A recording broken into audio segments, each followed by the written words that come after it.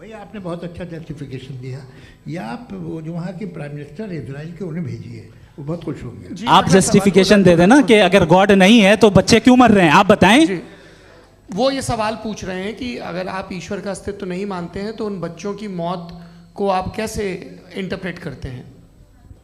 भाई ये दुनिया जो है, जो ताकतवर लोग होते हैं वो एक नाइंसाफी करते हैं। तो ये अच्छा काम है आपके नजदीक, तो नेचर नाइंसाफी पे मबनी है। अरे मेरे भाई, आप नेचर की कहाँ बात कर रहे हैं, तो इंसान की बात तो फिर जब मैं इंसान की बात कर रहा था आप नेचर की बात करने लग गए। क्रॉस एग्जामिनेशन नहीं। हाँ, अब आप मुझे बोलने नहीं देंगे तो अलग बात है, आप बोलिए, मैं मुझे कोई जल्दी नहीं। जी नहीं, ये क्रॉस एग्जामिनेशन मुझे बोल तो लेने दीजिए। जी बोलिए। ठीक है। बात ये है कि ह्यूमन सोसाइटी तभी साथ में रह सकती है जब वो मोहब्बत से, एकता से, एक दूसरे के एहतराम करके रहे। इसके अलावा पॉसिबल नहीं है, अकेले तो इंसान रह नहीं सकता। वहाँ पर कुछ लोग हैं जो फाउल करते हैं। वो फाउल हमेशा से तारीख में होता आया है। आज ये हो रहा है, जो हो रहा है बहुत बुरा हो रहा है, बहुत जालिमाना है, बहुत जाबराना है।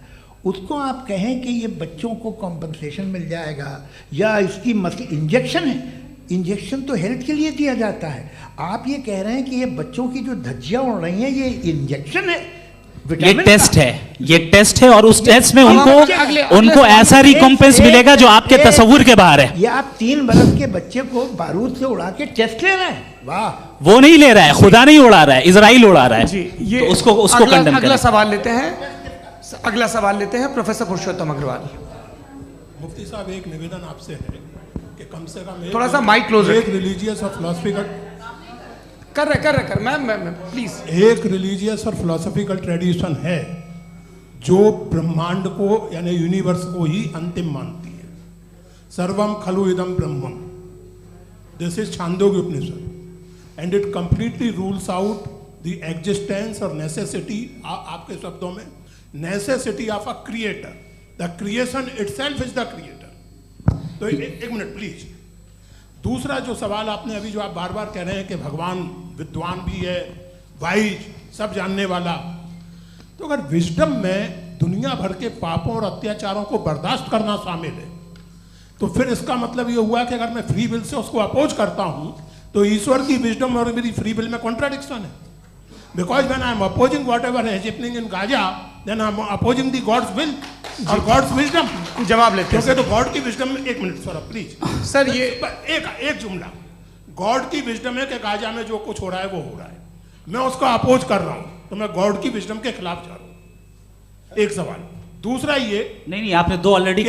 सर आप और सवाल कर लें, लेकिन मुझे 2 जवाब दे। पहले आपने ये कहा, सुनिए मेरी बात सुनिए। इजराइल के गॉड के मुताबिक तुम्हारा ठीक हो रहा है ना? नहीं हो रहा है, ठीक नहीं हो रहा है। मैं बता रहा हूँ क्या हो रहा है, आप तशरीफ रखिए, मैं बता रहा हूँ क्या हो रहा है। Let me complete please. एक सेकंड गाइस, एक सेकंड। ये देखिए, ऐसा है कि ये सब बड़ा आपस में विचार विमर्श के बाद ये तय हुआ था कि कुछ नियम बना लिए जाएं ताकि एक टाइम बाउंड बातचीत चले।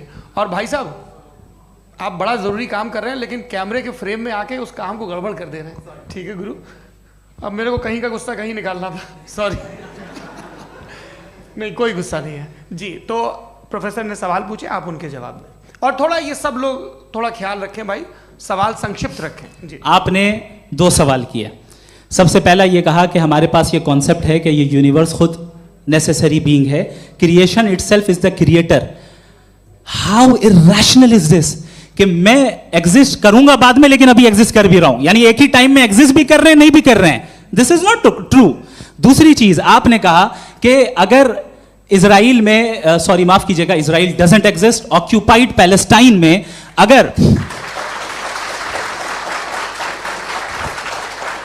अगर ऑक्यूपाइड पैलेस्टाइन में बच्चों को मारा जा रहा है फ्री विल की वजह से और गॉड नहीं रोक रहा, ये कॉन्ट्रडिक्शन है। ये बताइए कि एक एग्जाम में एक बच्चा गलत आंसर लिख रहा है, सुनिए, एग्जामिनर चाहे तो रोक सकता है, क्यों नहीं रोक रहा है?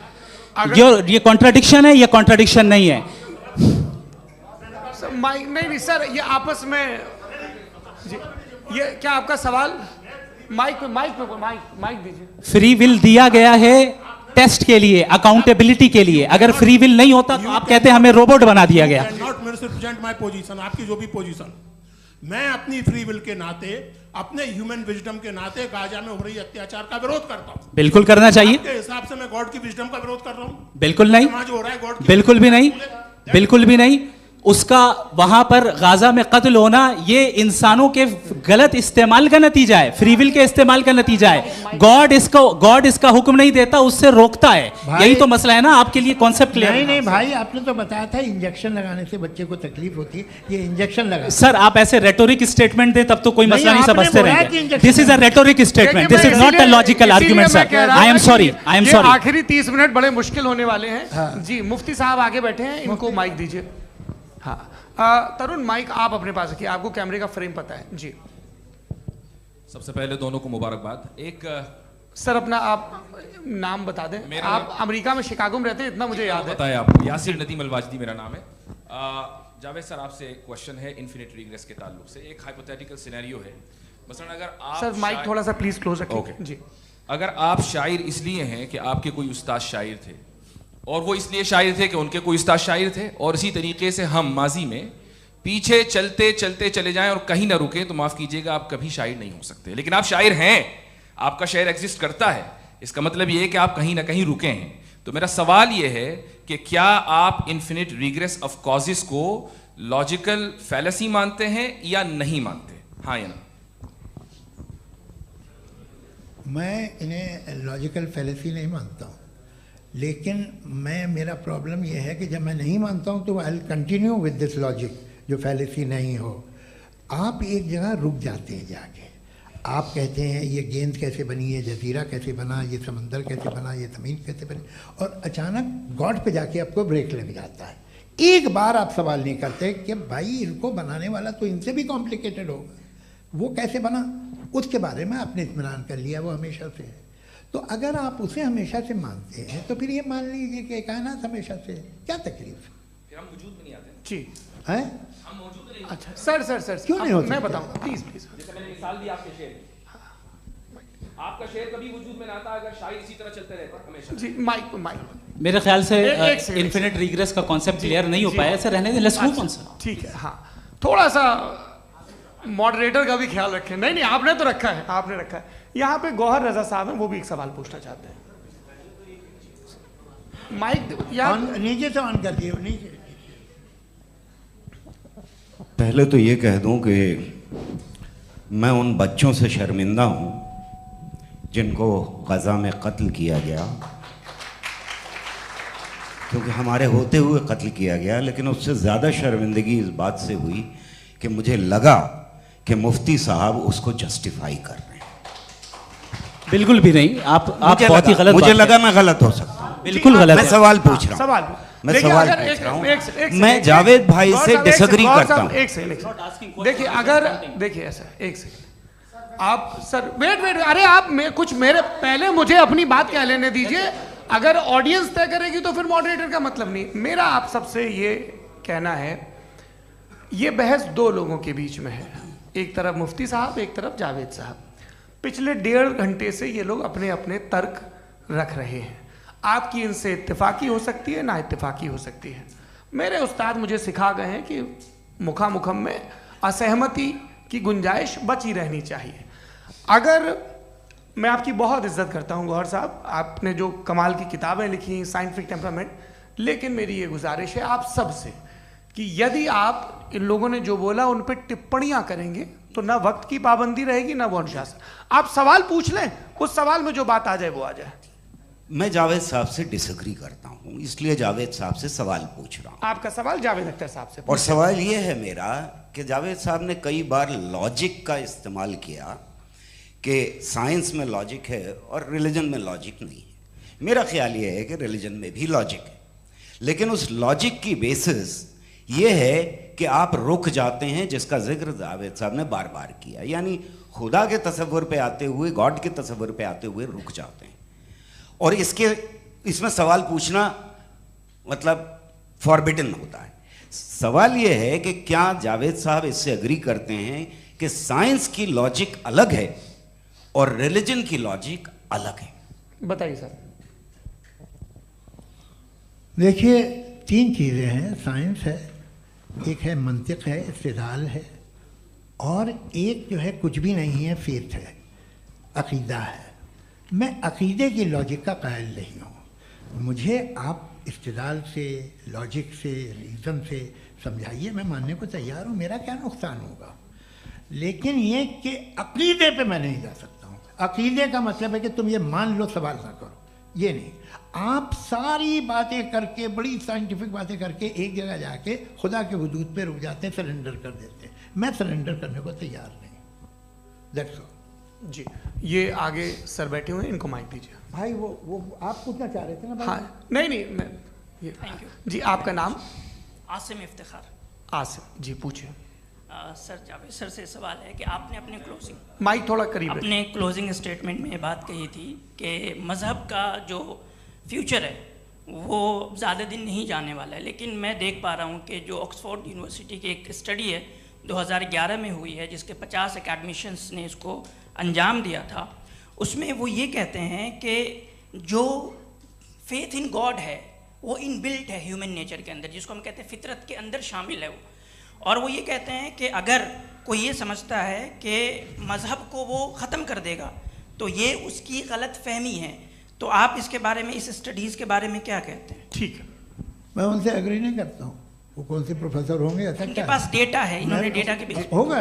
डेटा क्या हो सकता है? फ्यूचर का डेटा तो नहीं हो सकता ना उनके पास, प्रेजेंट का डेटा हो सकता है। डेटा आपने सुना 100 साल पहले का बाद का डेटा? मैंने तो नहीं सुना आज तक। तो आज उनकी ये राय है और होगी राय, ठीक है। दुनिया में तरह तरह की राय है लोग, लेकिन मैं समझता हूँ कि वक्त के साथ इंसान ज़्यादा से ज़्यादा रीज़नेबल और लॉजिकल होता जा रहा है। आज आप देखिए वेस्टर्न यूरोप में क्या परसेंटेज है नॉन बिलीवर्स की, बहुत हाई। वहाँ चर्च खाली पड़े होते हैं। तो अल्टीमेटली तो इंसान कोई ऐसी बात बहुत अरसे तक नहीं मान सकेगा, चाहे गलत या सही, जो उसे, उसके दिमाग को, उसके जहन को, उसकी लॉजिक को अपील न करे। वो कह रहे हैं तो ऑक्सफोर्ड के होंगे, तो कैम्ब्रिज के होंगे, तो मुझे क्या लेना देना। उनका डेटा मुस्तकबिल का नहीं हो सकता है। जी। दीपक, हाँ पूछिए। मैं आऊँगा, अभी पीछे की साइड भी आऊँगा, माइक वहीं भेजूंगा 2-3 साल के लिए। जी जावेद साहब, आपसे सवाल है। नमस्ते अरे भाई सर, अगर आप ही लोग तय करना है तो फिर 200 लोग तय कर लें। ये एक साथ नहीं sir, please don't do this sir. Everybody has a right sir, but we can only take selected questions. No sir, ये यंग लोग भी हैं तो इनकी ये अब उतने यंग, सुनिए। भाई आप यंग हैं कि नहीं हैं? वो कह रहे हैं आएंगे, वो भी ये यंग हैं पूछ रहे हैं ना साहब। भाई। आप उनकी नौजवानी पर दावा उनको ही करने थे। हाँ मुफ्ती साहब, आप यंग, हाँ पूछे। अरे भैया सर, मेरा सवाल ये है। कुछ इनसे भी तो पूछो जी हाँ। नहीं, बस आपसे एक सवाल है। जैसे थीस्टों के पास, अपने जो ईश्वर को मानते हैं, उनके पास अपने सोशल गेट टुगेदर्स हैं। 5 रोज़ आज क्रिसमस आने वाला है, होली है, दिवाली है, ईद है। एथिस्ट क्या ऑफर कर रहे हैं? मतलब मैं इनकी दुकान से बोलूं, मैं आना चाहता हूं उस तरफ, पर मैं अट्रैक्ट नहीं हो पा रहा हूं। मैं सोशल गेट टुगेदर्स क्या है आपके पास? वो ये कह रहे हैं कि जो धार्मिक लोग हैं, अलग अलग धर्म के लोग, उनके उत्सव त्योहार, कॉन्ग्रेगेशन बहुत हैं। अब आपको मैं एक सुनाता हूँ, यहाँ हिस्टोरियन भी बैठे हैं। मृदुला जी, आप बताइएगा सही है क्या? ये एक कॉन्स्टेंटाइन, एक ग्रीक रोमन बादशाह था, जो क्रिश्चियनिटी आने के 400 साल बाद उसने डिसाइड किया कि मैं क्रिश्चियन हो जाऊंगा, मेरी पूरी स्टेट कैंसिल हो जाएगी। उस ज़माने में ऐसे ही होता था, राजा जो धर्म इख्तियार करता था वो जनता भी कर लेती थी। इसलिए कि वो हो गया था बैंकरप्ट, और उसे जो मेडिटेरियन कोस्ट के रिच क्रिश्चियन वो थे मर्चेंट, उससे पैसा चाहिए था। तो उसने कहा यार क्रिश्चियन हो जाओ। तो उसने अपने वजीर से कहा कि भाई ये हिस्ट्री है कि अब हम लोग क्रिश्चियन हो जाते हैं। कहते सर हो जाएंगे, कोई प्रॉब्लम नहीं है, लेकिन एक प्रॉब्लम ये है कि 17 दिसंबर से 25 दिसंबर तक जो पेगन फेस्टिवल होता, जो पेगन्स थे वो लोग, जो फेस्टिवल होता है वो बंद हो जाएगा, इसलिए कि हम क्रिश्चियन हो गए तो होगा नहीं। तो वो बच्चों को बहुत बुरा लगेगा, पब्लिक को बहुत इन्जॉय करते हैं, ख़ासतौर से 25 को मेन डे। उसने कहा हाँ ये तो सही कह रहे हो। ये जीसस क्राइस्ट की पैदाइश कब थी? कहते साहब वो अप्रैल में थी। नहीं, कट करो, वो 25 दिसंबर को है। यह हकीकत है जी। और 400 साल बाद क्रिश्चियनिटी के अप्रैल से दिसंबर ले आए, और इसलिए कि यहाँ पेगन फेस्टिवल होता था। अब मनाते हैं आप आराम से। ये जो सारे फेस्टिवल हैं ये रिलीजन से, हर एक को एक इंटरटेनमेंट डिपार्टमेंट चाहिए होता है अपनी कंपनी चलाने के लिए। तो ये रिलीजन ने, ये सेकुलर त्योहार थे जिन्हें रिलीजन्स ने ले लिया है। ये मौसम के थे, फसलों के थे, किसानों के थे, उसको आपने लेके रिलीजियस रंग दे दिया। ये कोई रिलीजन से थोड़ी आए हैं आप। अच्छा हमें देखिए, हम तो मुल्द हैं, हम ईद मनाते हैं, हम दिवाली मनाते हैं, हम होली मनाते हैं, हम क्रिसमस मनाते हैं। बम्बई की फिल्म इंडस्ट्री की सबसे बड़ी होली हमारे घर में होती है, सबसे बड़ी ईद हमारे घर में होती है। वो हमारे सोशल वो है, हमारे हेरिटेज है। ऐसा थोड़ी है कि we will throw the baby along with the water. ये तो अच्छी चीज़ है, इन्हें रखो, जो बेकार है फेंक दो। जी हाँ, हेलो जी, मेरा सवाल नादवी जी से है।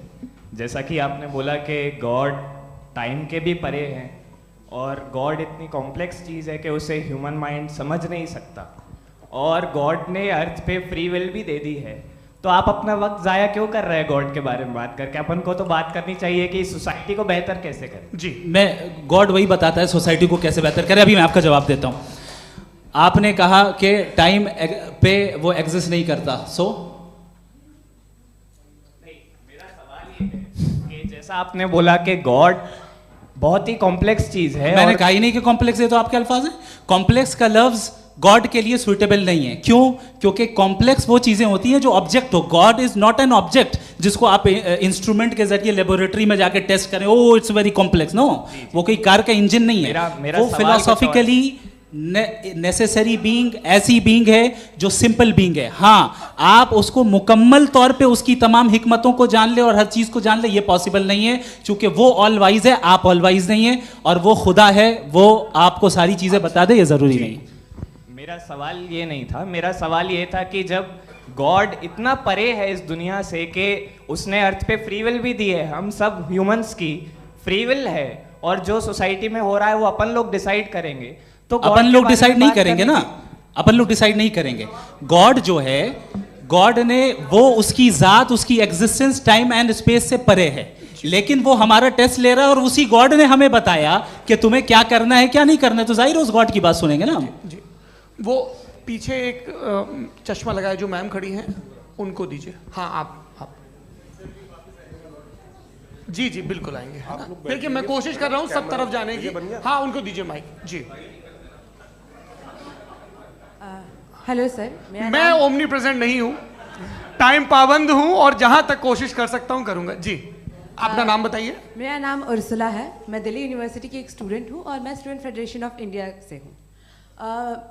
मेरा सवाल मुफ्ती जी से है कि इस हॉल के इस कमरे में बैठ के हम लोग रेप की मोरालिटी के बारे में फिलोसफिकली बात तो कर सकते हैं, बट असलियत ये है कि रोज़मर्रा की ज़िंदगी में औरतें रेप के थ्रू गुजरती हैं, और हम लोग सिर्फ नंबर्स पे इस तरह नहीं देख सकते, क्योंकि कितनी औरतें हैं इन कंट्रीज़ में जहाँ पे आप बता रहे हैं कि केसेस कम हैं, जिनका एक्सेस है कि वो जाके केस फाइल कर सकें। कितनी औरतें हैं जो जिनको काम करने की आज़ादी है उन कंट्रीज़ में। यूरोप में ये आज़ादी आ गई, यूरोप में ये रूल्स आ गए, तो हम आज उसके बारे में बात कर पा रहे हैं। जी, जवाब। आपने ये कहा कि कमरे में बंद होकर हम लोग इस पर फिलोसफिकली बात कर सकते हैं, लेकिन हकीकत में क्या हो रहा है, वो ग्राउंड लेवल पे क्या हो रहा है जो बहुत गलत हो रहा है, और वो सफ़र कर रही हैं। आई अग्री, बहुत गलत हो रहा है, और जो गलत हो रहा है उसको हमें रोकना है। और क्यों रोकना है, वो गलत क्यों है? हमारे पास इसका ऑब्जेक्टिव फाउंडेशन है, इनके पास उसका ऑब्जेक्टिव फाउंडेशन नहीं है। मैं ये कहना चाह रहा हूँ कि जहाँ पे भी जुल्म हो रहा है, जहाँ पे भी औरत पे जुल्म हो रहा है, या उसकी इज्जत लूटी जा रही है, या उसे तकलीफ पहुँचाई जा रही है, और सिर्फ औरत नहीं, किसी इंसान के ऊपर भी जुल्म हो रहा है, तो उसके खिलाफ खड़ा होना, ये मॉरलिटी हमारे पास गॉड के पास से आई है। वरना जावेद साहब तो कह रहे हैं कि जो है मेजॉरिटी डिसाइड करेगी, तो मेजॉरिटी तो कभी भी बदल सकती है। क्या आप हाँ। ये थोड़ी सी आपको गलतफहमी है। मैं अगर मेरे जुमले से ये मदनत निकला या मैंने कहा, तो ये जुमला मैं वापस लेता हूँ, ये मेरा मतलब ही नहीं था कि मेजॉरिटी डिसाइड करेंगे। मेजॉरिटी डिसाइड करे तो दुनिया में बड़ी, वैसे आपने कहा था ये जुमला। अच्छा, हो सकता है, मैं मान रहा हूँ, बाद में रिकैप कर लेंगे। अरे एक सेकंड, मैं अपनी एक्सप्लेनेशन देता हूँ। मुनासिब बात यह है कि हम सब के सब दिल में जानते हैं कि क्या अच्छा है क्या बुरा है, हमें पता है अच्छी तरह से। जो लोग बुरे काम करते हैं उन्हें भी मालूम अच्छा क्या है। यही तो सवाल था हजरत कि फिर ये मोरालिटी आई कहाँ से? Cross examination. हाँ जी, हाँ, मोरालिटी साथ रहने की डिजायर से आई। यानी साथ रहकर जो कुछ कह दे, जो कुछ कर दे, वो हो जाएगा? नहीं नहीं, तो आप कायदे से रही कर सकते हैं जब तक लोगों में मोरालिटी हो, वरना क्यास हो जाएगा। ये आपको कैसे पता? जी हमने देखा ना, जहाँ मोरालिटी का क्यास हो गया, हम देखते हैं। कहाँ पे देखते भाई हैं? दुनिया में आप जो ये- कह रहे हैं, आप एक अभी कहीं मैं पे आप अगर लोगों गलत को हो रहा है इस बहस तो के उसको बाद आप में गलत लोगों देखिए। को आप सर मुफ्ती आप साहब, मैं- एपिस्टेमोलॉजी मुफ्ती की साहब, बात मुफ्ती कर रहे हैं, मैं साहब, ऑन्टोलॉजी अरे की बात मुफ्ती कर रहा साहब, हूँ। मैं इस बहस के फाउंडेशन बाद क्या आप है? दोनों लोगों को चाय पे फाउंडेशन होस्ट करूंगा, वहां पे क्रॉस एग्जामिनेशन कर लीजिएगा। अभी ऑडियंस का हक मार रहे हैं आप लोग भाई, सर जस्ट लोग हैं आप लोग। और ये भाई ये एक हाँ बच्चे- उधर उधर आएंगे, उधर इनको आएंगे। भी। जी सर आएंगे आएंगे। अच्छा सर मेरा नाम लईकुर रहमान है और मैं अलीगढ़ मुस्लिम यूनिवर्सिटी का स्टूडेंट हूँ। और जहाँ तक मुझे पता है कि sir you are also product of Aligarh Muslim University. मैं भी उसी चमन का बुलबुल हूँ। हाँ सर, तो बड़ी खुशी हुई मुझे जान करके कि मैं आपसे मिलूंगा। सवाल सर मेरा सवाल ये है, सर सैयद अलैहि रहमा का नज़रिया ये था कि खुदा के वजूद को अक़ल के दायरे में रह कर के तलाश करना, न कि पूरी तौर से उसका इनकार कर देना। Sir how will you define it? नहीं तो ये तो आप इन्हें बताइए। ये सर, अक़ल सवाल में रह आपसे। के खुदा का वजूद साबित कर रहे हैं। तो सर आपने सैयद इनकार ने किया। कर रखा है, इस वजह से मेरा क्वेश्चन उन्होंने यही सर से एक सेकंड, सर सैयद ने यही कहा ना कि अक़ल से आप खुदा के वजूद को साबित नहीं कर सकते, यही कहा ना भाई। वो उन्होंने कहा कर सकते हैं और वो कर दिया गया आज। वो फोन दो। तलाश करना या साबित करना अक़ल से अक़ल से नहीं हो सर सकता। अरे सवाल तो सुन लीजिए जी। अक़ल से नहीं हो सकता है, यही कहा ना आपने। अक़ल से हो सकता है। अरे वो यही कह रहे हैं भाई, आप बता रहे हो सकता है, वो तो कुछ और। आप अगर सर देखो नौजवान फोन ले लो, वो इतनी कमाल की यूनिवर्सिटी है। अरे भाई दे दो मेरी उन्हें बात जरा तो- एक मिनट अरे दे दो मेरे भाई माइक। मेरी बात सुनो, नहीं, माइक मैं पे समझ- बोलो ताकि जो लाखों लोग देख रहे हैं माइक दे दो ना। अरे देंगे ना माइक, तुम ठहरो तो। हाँ सर मेरा सवाल ये था कि सर सैयद अलैहि रहमा का एक नज़रिया था अपना कि खुदा का जो वजूद है उसको अक़ल के दायरे में रह कर के तलाश करना है, न कि पूरे तौर से इनकार कर देना है। ये उनका कॉन्सेप्ट था। लेकिन मेरा सवाल ये है कि आप इसको कैसे डिफाइन करते हैं, एक्सप्लेन कैसे करेंगे? मैं आपसे जानना चाहता हूँ, क्योंकि you are the product of Aligarh Muslim University. मुझे अक़ल के दायरे में रख के मैंने बहुत तलाश की, मुझे मिला नहीं। हाँ ये इधर उधर वो चश्मा लगाए जो, हाँ उनको दे दीजिए। जी जी फटाफट पूछिए, बस 5 मिनट है, 5 मिनट में खत्म हो रहा है। हाँ अस्सलाम वालेकुम मुफ्ती साहब। एंड मेरा सवाल जावेद अख्तर साहब से। क्या नाम है आपका? अरे भैया सब मुझे तो पूछ रहे हो। फैज पूछिए फैज साहब। तो मेरा सवाल ये है कि अभी जो एथियस्ट है वो problem of evil argument use कर रहे हैं अगेंस्ट मुस्लिम्स, राइट? कि इस दुनिया में इतना सारा ईविल है और अगेंस्ट मुस्लिम तो यहाँ अगेंस्ट थियस्ट। हाँ थोड़ा सा करेक्ट कर लीजिए भाई, पूरी मशक्कत ही इसी बात की थी कि किसी एक मजहब पे बात न टिके। जी तो बेसिकली ये आर्गुमेंट ऐसा है कि इस दुनिया में इतना ज़्यादा ईवल एग्जिस्ट करता है और अगर एक ऑल गुड गॉड है तो वो रोकता क्यों नहीं है? लेकिन इस सवाल में एक हिडन अजम्पशन ये है कि इस दुनिया में ईवल एग्जिस्ट करता है। अब एथियस्ट ये कैसे ऑन्टोलॉजिकली प्रूव कर सकते हैं कि इस दुनिया में ईवल एग्जिस्ट करता है? मैं आपको बताता हूँ, थोड़ा सा समझा। नहीं सर हम लोग इनको सुनने आए। नहीं please don't do that. I want to explain ontologically. नहीं हम समझ गए सर, इनको अब जवाब देने दीजिए। अच्छा सवाल पूछ लो। मैं अभी तक क्या था वो मैं थोड़ा सा ऐड ऑन कर लेता हूँ। तुम गुरु, तो हम जब इसका राउंड 13 करेंगे ना तब तुमको स्टेज पे बिठाएंगे। जी तो हाँ जल्दी से। तो देखिए एथियज्म के हिसाब से सब कुछ रैंडमली बन गया है, सब कुछ एटम्स और मॉलिक्यूल्स है। एक पत्थर में और मुझ में सिर्फ इतना फर्क है कि हम लोग एटम्स और मॉलिक्यूल्स का अलग अलग रीअरेंजमेंट है। अब एक पत्थर को कोई इंसान तलवार से 2 टुकड़ों में काट दे या मुझे, according to atheism it is same. There is no evil and good according to atheism. जी अच्छा फैज साहब का सवाल ये है कि हाँ कोशिश भी करते तो इससे गलत सवाल नहीं कर पाते। एक लाइफ फॉर्म है और लाइफ फॉर्म में फीलिंग्स हैं, मतलब लाइफ फॉर्म सुनता है, देखता है, टेस्ट कर सकता है, फील कर सकता है। तो उसकी जो ये जो क्वालिटी इस बबल में आ गई हैं वो जानवर में भी है, इंसान में भी है। तो जाहिर है कि उसे कोई तकलीफ पहुंचेगी, तो चूंकि उसके पास वो सेंसिटिविटी है तो मैं करेगा। पत्थर में वो सेंसिटिविटी नहीं है। तो ये क्या सवाल हुआ कि अगर पत्थर को काटा तो पत्थर को तकलीफ नहीं होती, तो आपको काटे तो आपको क्यों तकलीफ हो? बैठ जाइए। जी हाँ अगला सवाल। हाँ पूछे जी जावेद अख्तर साहब। अरे भैया सब आप लोग मुफ्ती साहब को छोड़ रहे हैं, मेरे ही पीछे पड़े हैं क्या? फिर चलो बोलो भाई। You asked how God can exist when children die in Gaza. हाँ you asked how God can exist when children die in Gaza, and you also mentioned the rise of atheism in Europe. But the same events also are leading many atheists and non-believers to turn towards faith. How do you interpret this contradiction, where suffering pushes some away from God, yet brings others closer to belief? देखिए, आपको एक बात बताऊं, दुनिया perfect तो कहीं भी नहीं है, हर जगह कुछ खामियां हैं। बेटा एक मिनट, मैं आप ही को कहेंगे, देखो वो तो कुछ खामियां, कमज़ोरियां, खराबियां सब जगह है। लेकिन अगर देखोगे ईमानदारी से कि दुनिया सबसे ज़्यादा महज़ब कहाँ है, एक आम शहरी को कहाँ हुकूक हासिल हैं, वो बोल सकता है, अपनी मर्ज़ी से काम कर सकता है, अपनी मर्ज़ी से राय दे सकता है, हुकूमत के ख़िलाफ़ बोल सकता है, बरसरे इक़्तिदार लोगों के बारे में बोल सकता है, सरमायादारों के ख़िलाफ़ बोल सकता है। तो आपको ये स्कैंडिनेवियन कंट्रीज़ में मिलेगा, वेस्टर्न यूरोप में मिलेगा। मैं नहीं कह रहा वो परफेक्ट है, बिल्कुल नहीं, वहाँ बहुत ख़राबियाँ भी हैं, परफेक्ट तो कोई। लेकिन जिन जिन मुल्कों में, लैटिन अमेरिका देखो, गल्फ़ देखो, वहाँ पर आपको ये ज़रूर है कि रेप नहीं होते होंगे। रेप की ज़रूरत क्या है भाई, उसको तो ख़रीद लो, घर में रखो, सड़क पर रेप करने की क्या ज़रूरत है। मगर सुनिए सुनिए सुनिए, मगर हकीकत ये है कि वहाँ शख्सी आज़ादी राय देने की, बोलने की नहीं है। जी, ये एक आखिरी सवाल मुफ्ती साहब से। हाँ मैम, इनको माइक दीजिए। शुक्रिया। मेरा नाम मनीषा है, मैं हरियाणा से आई हूँ। मैं मुफ्ती साहब से एक बात पूछना चाहती हूँ। आप बार बार जावेद साहब को कॉन्ट्राडिक्ट तो कर रहे हैं कि आपने ये कहा, लेकिन आप भी अजम्पशंस के बेसिस पे बात कर रहे हैं। आपने खुदा के होने का कौन सा प्रूफ पेश किया है, खुदा की एग्जिस्टेंस का?